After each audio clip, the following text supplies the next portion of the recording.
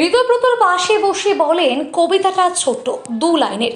জীবন মরণ সাঁকোর সামনে বয়স এখন দাঁড়িয়ে, এখন তোমায় বুঝতে হবে কি হবে আর কি হবে না, কোন সাঁকোটা পারাপারের কোন সাঁকোটা পার হবে না।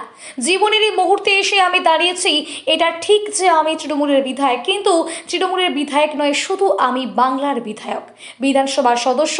তৃণমূলের সব ছেড়ে দিলাম মানে দলের বিধায়ক নয়। যত পদ ছিল না কলা পাতায় লিখে দেওয়া পদ, সব ছেড়ে দিলাম।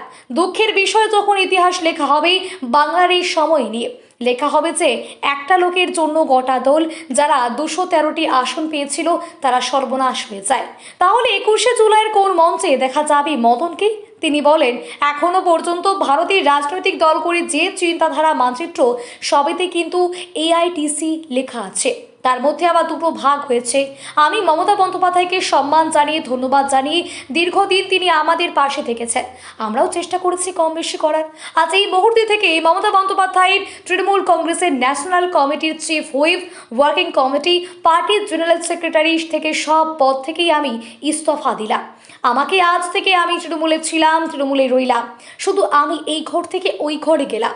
ওই ঘরে হয়তো একটা সুখের পালঙ্ক ছিল, এই ঘরে হয়তো খাটিয়া রয়েছে একটা, আমি খাটিয়ার দিকটাই বেছে নিলাম। তার আগে যেটা আছে,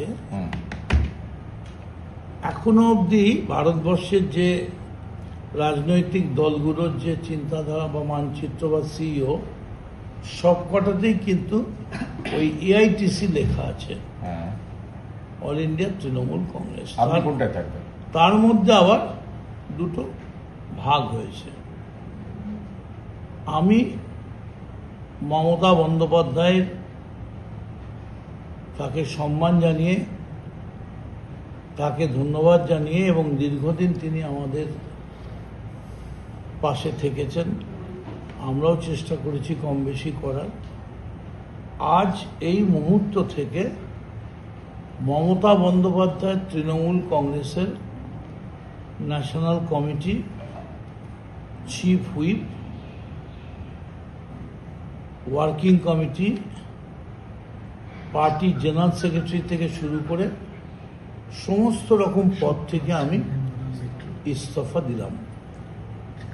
আমাকে আজ থেকে, আমি তৃণমূলে ছিলাম, তৃণমূলেই রইলাম, শুধু আমি এই ঘর থেকে ওই ঘরে গেলাম।